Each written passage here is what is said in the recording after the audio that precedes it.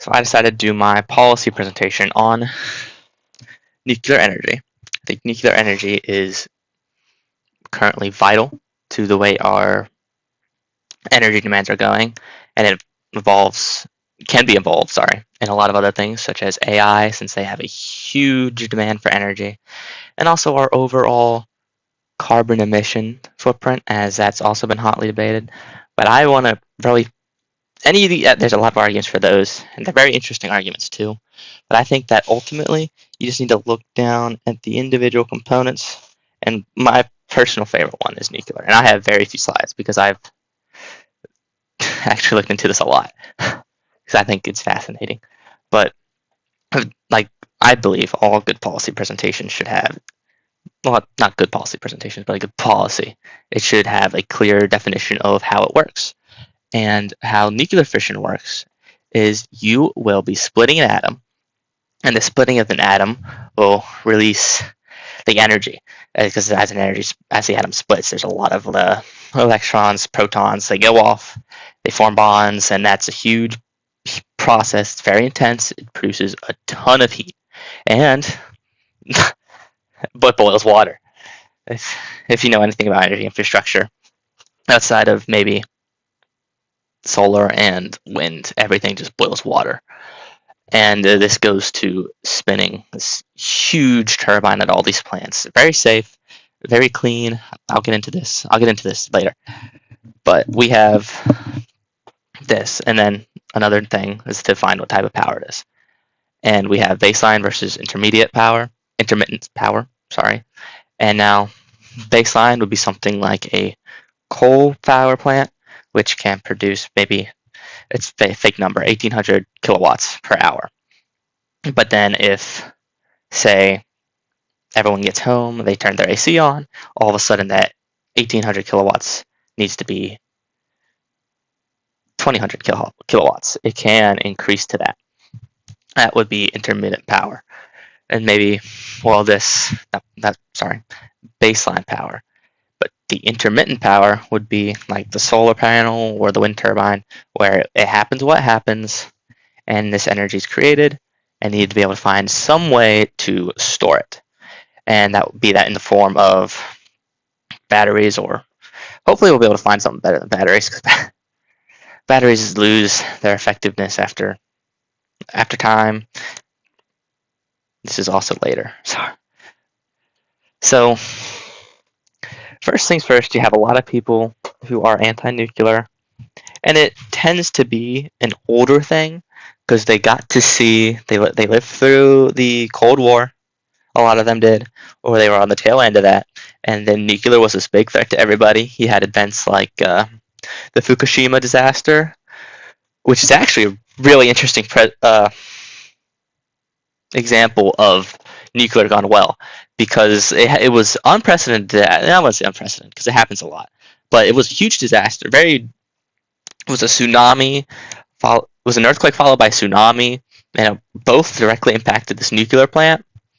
And they followed the proper procedure. They had all of the safety guidelines, and because of that, I'm trying to remember the casualty count off the top of my head. I should have looked it up before I started presenting. It was, I don't think it quite reached the triple digits. I think it was somewhere in the double digits, maybe mid-30s, I think. And then you also have 3 Mile Island, which is another example of a safety system working. And up until like the early 2000s, I think, I'm blanking on the state. I think it was Maryland, but the Maryland Safety Board kept track of like residents there to look for like anything that would expose radiation, and they were all healthy, which is very fascinating. But you have these, like I said, older people, and you also have a lot of people who would rather have green energy, and I think that both have its merits. But ultimately, we go back to this baseline versus intermittent power. I think the baseline benefit of being able to rise to meet versus having to pull from some reserve, because like we saw in Spain over the summer, I unfortunately don't remember what month, they had some free transmitter malfunction that like discharged a whole bunch of the system, and there was like 2 weeks where the system just wasn't able to get back up to its optimal level because it relied on this intermittent power. But back to this is kind of I like to when I present I'm the presentation, so these are just notes for me basically. And so it is an interesting argument you'll hear against it is we need to try something new. Like the order doesn't mean better is what that's supposed to mean. It's not clear at all to anyone reading. I'm realizing now. And you have a lot of interesting bills coming through with other options, such as, was it, I think it was a while ago, maybe 2018, AOC had this Green New Deal, which is a super interesting policy presentation. I don't like it personally because I'm pro-nuclear, and I've learned about it a while. I've been pro-nuclear for a while. But you have these other ideas. This is why I chose this, is because I love the mesh of ideas that you can get when it comes to powering our country and our future. And so you have these people who want green energy. You also have these older people who've lived through the horror of nuclear experience. And you also have, of course, oil, gas companies. They lobby, as they do. It's an unfortunate fact of the American system right now. And that's usually who you find opposing nuclear. And now so the people who are proponents of it, like I said, baseline versus intermittent, the ability to rise to a demand is huge. And like on batteries, the damage you can get from a battery can be very, very detrimental. I'd say, in my non-professional opinion, admittedly, that if these big battery centers were to catch on fire, it would be just as detrimental to the surrounding environment as would a nuclear disaster that we have seen on our scale. Now there's Chernobyl. Chernobyl is the exception to the rule, frankly. You look into it, there's underlying poor management, and there's just not built right, frankly. They cut a lot of corners, and thankfully, due to our very strong regulatory system on how we build and manage and maintain these reactors, it's very difficult for the reactors to have some sort of catastrophic meltdown, such as you had seen at, I just said it and its name escapes me, of course, the Ukraine, the one everyone knows in Ukraine, the one in Ukraine, Chernobyl. Apologies, my apologies. But then also, very interesting, is this is kind of where the pro sides come in. You have a lot of nuclear's really its own lobby, interestingly enough. And I think it's one of those things where, like I mentioned before, there's so many different arguments for, is global warming real? Is global warming fake? Is global warming going to kill us all? Is global warming not that big a deal? But then you delve deep into it, you see all these solutions. There was like some company out in like Arizona, I think, had like CO2 scrubbers. Very interesting solution. Does it solve the underlying problem? No. Maybe it buys us some time. You have the go green. You have the energy saving policies. All of these.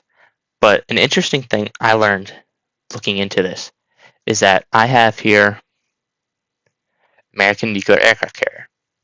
We have a lot. You don't really hear much about nuclear power in America, because frankly we don't have much. We have the second most at, I think, around 70% of our power is nuclear generated. I think China just beat us, and they're now at maybe 19%, or maybe that's their projected. I can never remember the projected versus the current when I'm remembering these reports. But this is like, I don't know. Well, it's one of our modern aircraft carriers, nuclear carriers, and we have subs, and all of them have these nuclear reactors, which have been running practically non-stop, maintained by these nuclear technicians, and they've been safe, they've been leak-free, and I think it's possible, and a lot of people in the nuclear industry, a lot of people who have worked and are in and around these reactors think it's very possible to kind of take this small reactor you would find powering the ship and transport it to somewhere like not transport, but build it somewhere like Salisbury, Maryland, and you'd be able to have that run. You'd be able to have it power the local community. It'd be small, and ultimately, with all things, scale does matter. So you can get a small reactor. If there is a disaster, there will be mitigated risks. And admittedly, one of the big things with this model, unfortunately, is we don't have enough trained people. But this is where I caveat, we have all these people who have learned this in the Navy, and then they'll go and they'll get out. They'll be in because they have to go to some special school, so they'll actually have to sign on for like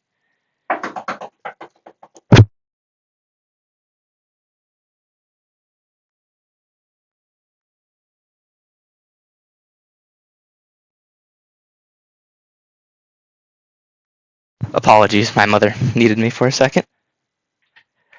Uh, where was I? You have these people who go through, they do this school training. 20 years? They just have to sign on for 20 years. I've actually done quite a few who've done it.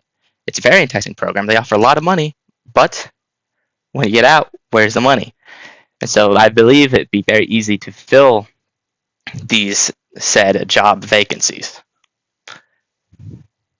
So that's it. This is just where I got a lot of my stuff from, and that's the end of the slide. All right, well, I probably found reading about it more educational than you'll find this presentation, but it is a very fascinating subject, and just the wider debate surrounding green energy is also very fascinating. I mean, you'll get the EVs versus modern diesel, and we've got a lot more efficient with modern diesel too. I'm getting off topic, but it's very, very enjoyable to just learn about all these different policies. And I hope you enjoyed this presentation. Have a Merry